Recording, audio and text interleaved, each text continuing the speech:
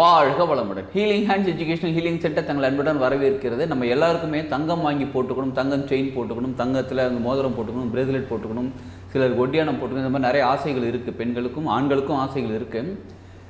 என்ன செஞ்சால் நமக்கு வீட்டில் தங்கம் நிறைய சேரும், தங்கம் வீட்டில் எந்த இடத்துல வச்சா நமக்கு நிறைய தங்கம் சேருன்றதா இந்த வீடியோவில் பார்க்க போகிறோம். கோல்டு, தங்கம் அப்படின்னாலே குருவோட தன்மை கொண்டது, குரு பகவானோட தன்மை கொண்டது.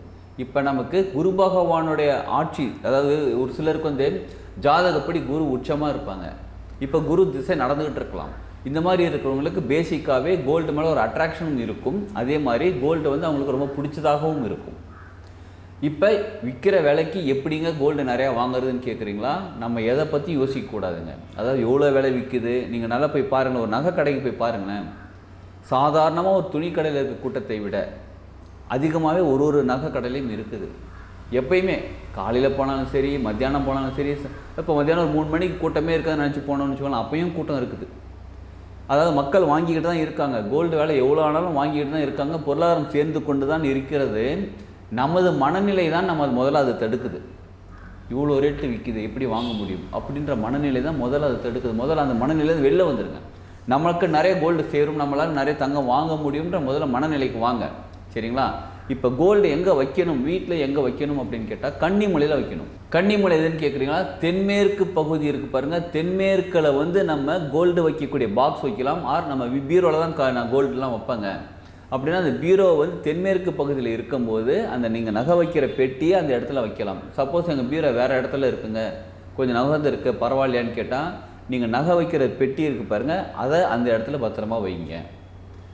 அங்கே ஒரு ஷெல்ஃபு மாதிரி இருந்தாலும் பரவாயில்ல, இல்லை ஒரு டேபிள் போட்டு வச்சாலும் பரவாயில்ல, ஏதோ ஒன்று. அது எப்படிங்க டேபிளில் போட்டு ஒரு நகை பெட்டியை வச்சுட்டு அது எப்படிங்க பாதுகாப்பாக இருக்குமான்னு கேட்டால், நீங்கள் பேசிக்காக வைக்கக்கூடிய நகை நிறைய பேர் இப்போ எப்படி தெரியுமா வச்சுருக்காங்க, பேங்க்கில் லாக்கரில் வச்சுருக்காங்க நகையை. பேங்க்கில் லாக்கரில் இருக்குது, சரி பரவாயில்ல. கொஞ்சம் இருக்கிற நகையை நீங்கள் ஒரு பெட்டி போட்டு தனியாக வைங்க. அது எந்த பெட்டின்னு கேட்டிங்கன்னா, முக்கியமாக தேக்கு மர பெட்டியில் தான் தங்கம் நகை வைக்க வேண்டும். தேக்கு மரம் எவ்வளோ காஸ்ட்லி தெரியுங்களா? நீங்கள் ஒன்றும் அப்படியே ஒரு 4க்கு 4 பெட்டி அந்த மாதிரி பெருசாலாம் வாங்க வேணாங்க. ஒரு சின்ன பெட்டியாக இருந்தால் கூட போதும். அதுக்கு சில சைஸ்லாம் இருக்குது. 32 இன்ச்சுன்னு இருக்கும், 32 சென்டிமீட்டர், 32 இன்ச்சு அந்த உள் அளவு இருக்குது பாருங்கள். அது 32 இன்ச்சு, 32 சைஸ்லாம் சில அளவுகள் இருக்குது. அந்த அளவு முறையில் செஞ்சுட்டு உள்ளுக்குள்ளே சிகப்பு கலர் துணி போட்டுருங்க. சிகப்பு கலர் துணி போட்டு 4 பக்கமும் 4 கண்ணாடி வச்சுருங்க. இப்போ எப்படி இருக்கும் பார்க்குறது? ஒரே ஒரு நகை தான் நீங்கள் வைப்பீங்க. அந்த பாக்ஸை திறந்து பார்க்கும்போது 4 பக்கம் 4 கண்ணில் ரிஃப்ளெக்ட் ஆகும். சிகப்புங்கிறது அதோடைய வைப்ரேஷன் ரொம்ப அதிகம், ஈர்க்கக்கூடிய தன்மை அதிகம். நீங்கள் அந்த சிகப்பு கலர் துணி பாக்ஸில் எதை வைக்கிறீங்களோ, அதாவது சிகப்பு கலர் துணி உள்ளே போட்டு வச்சுக்கணும், அதில் எதை வைக்கிறீங்களோ அது ஈர்க்கக்கூடிய தன்மை இருக்கும். நீங்கள் சாதாரண நகை கடையில் ஒரு ஜுவல்லை வாங்குங்களேன், ஒரு நகை வாங்குங்களேன், ஒரு பாக்ஸ் ஒன்று தருவாங்க. அந்த பாக்ஸுக்குள்ளே பார்த்தீங்கன்னா சிகப்பு கலர் உள்ளே தான் இருக்கும். அதாவது கலர், பெட்டியோட கலர் எது வேணாலும் இருக்கலாம், ஆனால் உள்ளுக்குள்ளே இருக்கக்கூடிய சிகப்பு கலர் துணி தான் இருக்கும். ஏன்னா ஈர்க்கக்கூடிய தன்மை கொண்டது.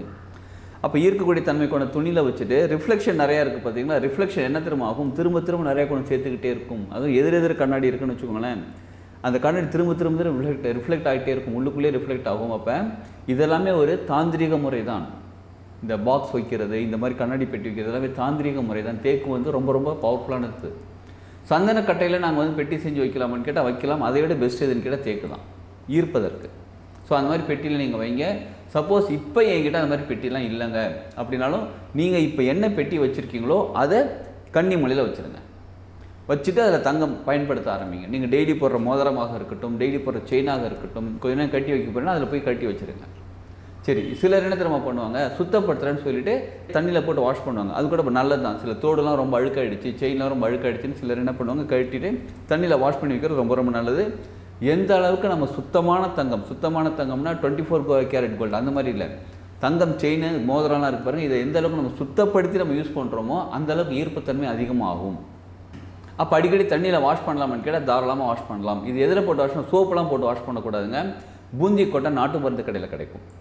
அந்த பூந்தி கொட்டையை எடுத்து உடச்சி விதையோட அந்த உள்ளுக்குள்ளே கொட்டை இருக்கும், அதை போட்டுட்டு தண்ணியில் கொஞ்சம் சுட தண்ணியில் போட்டு கொஞ்சம் நேரம் கொதிக்க வச்சிங்கன்னா அந்த தண்ணி ஒரு மாதிரி இருக்கும். அதை எடுத்து அப்படியே தங்க நகையில் தடவுனீங்கன்னு வச்சுக்கோங்களேன், அது கொஞ்சம் நுர வர மாதிரி இருக்கும். அது ஒரு ப்ரஷ் வாங்கிக்கோங்க, டூத் ப்ரஷ் யூஸ் பண்ணுற டூத் ப்ரஷ் யூஸ் பண்ணக்கூடாதுங்க. புதுசாக ஒரு ப்ரஷ் ஒரு 10 ரூபா 15 ரூபா 20 ரூபாய்க்கு ஒரு ப்ரஷ் ஒன்று வாங்கிக்கோங்க. அந்த ப்ரஷ்ஷை இதுக்காகவே தனியாக வச்சுக்கோங்க. அதாவது கோல்டு வாஷ் பண்ணுறதுக்கு மட்டுமே தனியாக வச்சுக்கோங்க. சரிங்களா?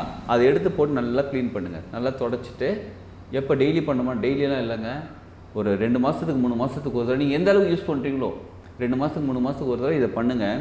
பண்ண அந்த தங்கம் வந்து தேஞ்சு போகுமான்னு கேட்டால் அதெல்லாம் தேயாது. நீங்கள் கேட்குற மாதிரி 1 கிராம் 2 கிராம் அந்த மாதிரிலாம் தங்கம் தேயாது. லைட்டாக வாஷ் பண்ண போகிறோம். சரிங்களா? வாஷ் பண்ணிவிட்டு அதை வந்து நீங்கள் யூஸ் பண்ணுங்கள்.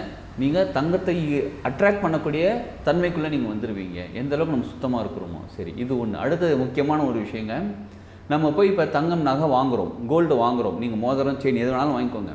வாங்கி நம்ம அங்கே போட்டு பார்க்குறோம் கடையில். சரிங்களா? போட்டு பார்க்குறோம், நமக்கு சூப்பராக செட் ஆகிடுச்சு. வா செம்மையாக இருக்குது பாடின்னு கோல்டு அப்படியே கோல்டெல்லாம் போட்டு செம்மையாக இருக்குது, மோதிரம் பிரேஸ்லெட்லாம் போட்டுச்சுன்னு சொல்லி சூப்பராக இருக்குன்னு சந்தோஷப்பட்டு நம்ம வாங்கிட்டு வந்துடுறோம். வாங்கிட்டு வந்து நம்ம என்ன பண்ணுவோம், நார்மலாக உடனே எடுத்து போட்டுவோம். சிலர் சாமி கிட்ட கொண்டு போய் வைப்பாங்க, வச்சுட்டு கடவுளே எனக்கு ரொம்ப இந்த தங்கம் கொடுத்த ரொம்ப நன்றிப்பான்னு சொல்லி வேண்டிக்கிட்டு அதை எடுத்து யூஸ் பண்ண ஆரம்பிச்சிடுவாங்க. சஜஷன் என்ன தெரியுங்களா? இது சஜஷன் சொல்கிறத விட இதை நீங்கள் செய்யுங்க, உங்களுக்கு நிறைய மாற்றங்கள் தெரியும். நல்லா கவனிச்சுக்கோங்க. நமக்கு ஒரு விஷயம், ஒரு செயினோ ஒரு மோதிரமோ ஏதோ நம்ம எதோ வாங்கிட்டு வந்திருக்கோமோ, நமக்கு பிடிச்சி வாங்கிட்டு வந்திருக்கோம். இதே செயினை இதே மோதிரத்தை நம்ம வாங்கின ஒரு விஷயத்தை இன்னொருத்தங்க நல்லா இல்லைன்னு சொல்லி ரிஜெக்ட் பண்ணிட்டு போயிருப்பாங்க. எல்லாமே எண்ணங்கள் தான், எண்ண அலைகள் தான், எல்லாமே சக்தி தான். யாரோ ஒருத்தங்க ரிஜெக்ட் பண்ணதோட எனர்ஜியும் இந்த நம்ம வாங்கின பொருளில் இருக்கலாம். இப்போ நம்ம எத்தனை பார்த்துருப்போம், நல்லா கவனிச்சுக்கோங்க. நம்ம எத்தனை பொருளை பார்த்துருப்போம். இந்த செயின் நல்லா இருக்கா, இது எனக்கு பிடிக்கல, இது நல்லாவே இல்லை, இதெல்லாம் டிசைனா, இது மோதிரம், இது இப்படி ஒரு டிசைனா, அப்படி நம்ம வந்து ஒரு எண்ண அலைகள் அனுப்புகிறோம் பாருங்கள். அந்த எண்ண அலைகள் கோல்டு வந்து ஈஸியாக அட்ராக்ட் பண்ணி வச்சுக்கும். அப்போ நம்ம வாங்கின பொருட்கள்லையும் யாரோட எண்ணங்களோ இல்லை கண்ணு வச்சுருப்பாங்க. பார்ப்போம், இவங்களாம் இவ்வளோ கோல்டு வாங்குறப்ப பக்கத்தில் உட்காந்து அவங்க வேறு ஏதாவது வாங்கிட்டு இருப்பாங்க. அவங்க நம்ம வந்து 2 கிராம் 3 கிராம் இல்லை 1 பவுனுக்கு நம்ம தான் வாங்கிட்டு இருப்போம். அவங்க 10 பவுன் வாங்கிட்டு இருப்பாங்க. ஆனால் நம்மளை பார்த்து அவங்க கண்ணு வச்சுட்டு இருப்பாங்க. பார்ப்போம், இவங்களாம் வாங்குறாங்க பார்ப்போம் அப்படின்னு அவங்க கண்ணு. அந்த எண்ணங்களும் கோல்டு ஈர்த்து கொள்ளும். தங்கம் வந்து ஈர்ப்பு சக்தி அதிகம். கடைக்காரரே அடிக்கடி இப்போ சரி நமக்கு பிடிச்சிருக்கானா நம்மளால் வாங்க முடியலையே அப்படின்னு சொல்லி அப்பப்போ தொடச்சி கூட வச்சுருக்கலாம். அப்போ மற்றவங்களோட எண்ண அலைகளும் அந்த கோல்டில் வந்து ஈர்ப்பு வச்சுருக்குது இல்லை, அதை எடுத்து நம்ம யூஸ் பண்ணும்போது, உடனே எடுத்து யூஸ் பண்ணும்போது நம்மளும் அந்த தன்மைக்குள்ளே வர ஆரம்பிச்சிடுவோம். என்னமோ தெரியல, இந்த கோல்டு போட்டது ஒரு மாதிரி இருக்குது, மனசு சரியில்லை. சில நேரங்களில் இந்த கோல்டு நம்ம வீட்டில் தங்காது, ஹிந்தி படிக்க போயிடும், அதை அடகு வச்சுருவாங்க யாராவது, அது யூஸே பண்ண முடியாமல் இருக்கும். இதுக்கெல்லாம் காரணம் என்னென்னு கேட்டால், அந்த கோல்டில் இருக்கக்கூடிய அந்த தங்கத்தில் இருக்கக்கூடிய அந்த எனர்ஜி சக்தி இருக்குது பாருங்கள், அதை நம்ம க்ளீன் பண்ணலைன்னு அர்த்தம். அதுக்கு என்ன பண்ணலான்னு கேட்டால், லைட்டாக தண்ணியில் போட்டு லைட்டாக வாஷ் பண்ணிடலாம். சரிங்களா? வாங்கிட்டு வந்து புது கோல்டுங்க, ஆமாங்க புது கோல்டு தான், தண்ணியில் போட்டு லைட்டாக வாஷ் பண்ணிடலாம். தண்ணி லைட்டாக தடவிட்டு அது ஃபுல்லாக தொடச்சிட்டு என்ன பண்ணுங்கள், மகாலட்சுமி வீட்டில் மகாலட்சுமி ஃபோட்டோ இருந்துச்சுன்னு வச்சுக்கோங்களேன், அந்த ஃபோட்டோவுக்கு போட்டு விட்ருங்க. அந்த செயின் மோதிரம்லாம் போட முடியாது. சரி, மோதிரம்னா சாமிகிட்ட போய் வச்சுருங்க.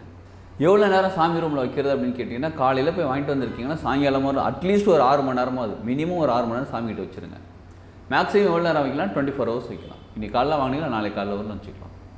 சரி, இந்த தங்கம் எப்போ நம்ம பயன்படுத்தலாம்? வாங்கிட்டு வந்தது ஒரு நேரம். எப்போ நம்ம முதல் முறையாக நம்ம இனிமேல் நான் இந்த செயின் போட்டுக்க போகிறேன், இனிமேல் நான் அந்த மோதிரம் போட்டுக்க போகிறேன், எப்போ முதல்ல பயன்படுத்தலாம்னு கேட்டால், பஞ்சபட்சி சாஸ்திரம் ஒரு சாஸ்திரம் இருக்குங்க. அந்த சாஸ்திரத்தில் உங்கள் பட்சி அரசு பட்சி உங்கள் அந்த பட்சி வந்து அரசு தொழில் செய்யும்போது நீங்கள் பயன்படுத்தலாம். அந்த பஞ்சபட்சி சாஸ்திரம் எனக்கு தெரியாதுங்களேன்னு நினைக்கிறீங்களா? அதற்கான பயிற்சி வகுப்பு நம்ம எடுத்துக்கிட்டு இருக்கோம். பஞ்சபட்சி சாஸ்திரம் தனி வகுப்பு நம்ம எடுத்துக்கிட்டு இருக்கோம். அந்த தேவைப்பட்டவங்க நீங்கள் அந்த கிளாஸில் ஜாயின் பண்ணிக்கோங்க. எக்கச்சக்கமான விஷயங்கள் அதில் இருக்குது. சரி, வேறு எப்போல்லாம் பயன்படுத்தலாம்னு கேட்டால், குளிகை நேரத்தில் பயன்படுத்துறது ரொம்ப நல்லது. இந்த கேலண்டர் எடுத்து பார்த்தாலும் சரி, பஞ்சாங்கம் எடுத்து பார்த்தாலும் சரி, குளிகை நேரம்னு போட்டிருக்கோம். அந்த குளிகை நேரத்தில் எடுத்து பயன்படுத்துவது ரொம்ப சிறந்தது. குளிகை நேரத்தில் பணம் பண்ணுறது என்ன ஆகும்னா, திரும்ப நடக்கும். அப்போ திரும்ப நடக்கணும்னா என்ன, புதுசாக நீங்கள் நிறைய கோல்டு வாங்குவீங்கன்னு அர்த்தம். அப்போ குளிகை நேரத்தில் இந்த தங்கம் அணிவது பயன்படுத்தலாம். அதாவது அணிகிறது ஃபஸ்ட்டு டைம் நம்ம போட்டுக்கிறது. அதுக்கப்புறம் நீங்கள் எப்போயுமே போட்டுக்கலாம். சரி, இன்றைக்கி நான் கழட்டி வைக்கிறேன், நாளை காலையில் எப்போ நான் ஃபஸ்ட் டைம் போடும்போது மட்டும் தான் இந்த மாதிரி நேரம்லாம் பார்க்குறது. சரிங்களா? இந்த மாதிரி பண்ணும்போது உங்களுக்கு தங்கம் நிறைய சீக்கிரம் வந்து சேர்ந்துக்கிட்டே இருக்கும். இப்போ இந்த தங்கம் வைக்கிறோம் பார்த்தீங்களா, அந்த பாக்ஸ், அந்த பெட்டி, அதில் வந்து என்ன பண்ணுங்கள், இன்னும் ஈர்ப்பு சக்தி அதிகமாகிறதுக்கு ஒரு சின்ன ஒரு சிகப்பு கலர் துணியில் கொஞ்சமாக பச்சை கற்பூரம் சேர்த்துக்கோங்க.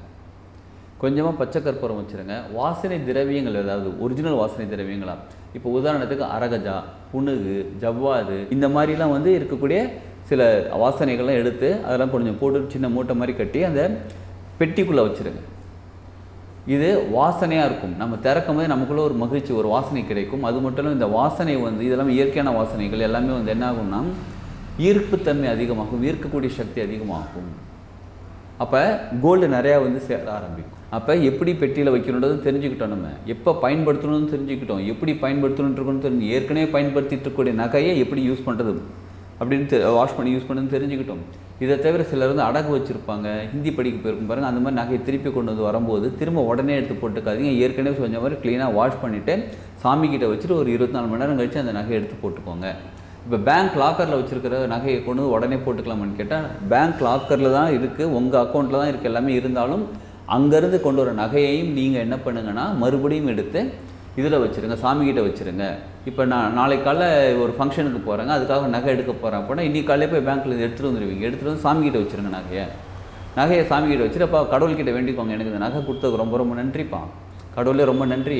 இந்த நன்றி உணர்வோடு சொல்லுங்கள், சும்மா வாய் வார்த்தையில் சொல்லாதீங்க, நன்றி உணர்வோடு சொல்லுங்கள். சொல்லிவிட்டு எனக்கு இந்த நகையை வந்து சுத்தப்படுத்தி கொடுங்க, எனக்கு க்ளீன் பண்ணி கொடுங்க, இதில் இருக்க தேவையில்ல எனர்ஜிலாம் எடுத்துகிட்டு எனக்கு நல்ல எனர்ஜிக்கு அட்ராக்ட் பண்ணுற மாதிரி எனக்கு கொண்டு கொடுங்கன்னு சொல்லிவிட்டு நீங்கள் வேண்டிக்கிட்டு அதை வச்சுட்டு அதுக்கப்புறம் எடுத்து போடும்போது மனசார மன மகிழ்ச்சியோடு ஜாலியாக என்ஜாய் பண்ணிகிட்டே போடுங்க அந்த செயினை. ஏன்னா கோல்டு வந்து நம்ம எண்ணாளிகளை சீக்கிரமாக ஈர்த்து நமக்கு திரும்ப கொடுக்கக்கூடிய தன்மை கொண்டது. அதனால் கோல்டு எப்போ போட்டிருந்தாலும் நீங்கள் நல்ல எண்ணங்களோடு இருங்க, நல்ல மனசோடு இருங்க, நல்ல சந்தோஷமாக இருங்க, ஜாலியாக இருங்க, ஹாப்பியாக இருங்க. யாரையும் திட்டாதீங்க, யாரையும் சபிக்காதீங்க. யாரையும் திட்டினா சபிச்சா என்ன தெரியுமா ஆகும், கோல்டு அதை மறுபடியும் அதை அட்ராக்ட் பண்ணிவிட்டு நமக்கே திருப்பி கொடுப்பாங்க. அதனால் சந்தோஷமாக மகிழ்ச்சியாக ஜாலியாக இருங்க. என்ன நிகழ்வு நடந்தாலும் சரி கடவுள்கிட்ட சொல்லிப்பா, நீ தான்ப்பா செய்கிற, நீனே எல்லாத்தையும் பார்த்துக்கோப்பான்னு அந்த சரணாகதி நிலையிலேருந்து செய்யும்போது நமக்கு தேவையான விஷயங்கள் நம்ம ஈஸியாக அட்ராக்ட் பண்ண ஆரம்பிப்போம். நம்ம தங்கத்தை ஈர்க்கக்கூடிய ஒரு காந்தமாக மாறிவிடுவோம். மேக்னெட்டுங்கிறது நார்மலாக இரும்பு ஈர்க்கக்கூடிய மேக்னெட் நம்ம நினச்சிட்டோம். நம்ம எப்படி மாறிடுவோம் இதெல்லாம் செய்யும்போதுனா, கோல்டை ஈர்க்கக்கூடிய தங்கத்தை ஈர்க்கக்கூடிய ஒரு காந்தமாக மாறிவிடுவோம். வாழ்க்கை செம சூப்பராக இருக்கும், நல்லா ஜொலிப்பாக இருக்கும், தங்கம் மாதிரி நல்லா பல ஜொலிப்பாக இருக்கும். அதே மாதிரி வாழ்க்கையை நம்ம வாழ்வோம். வாழ்க வளமுடன்.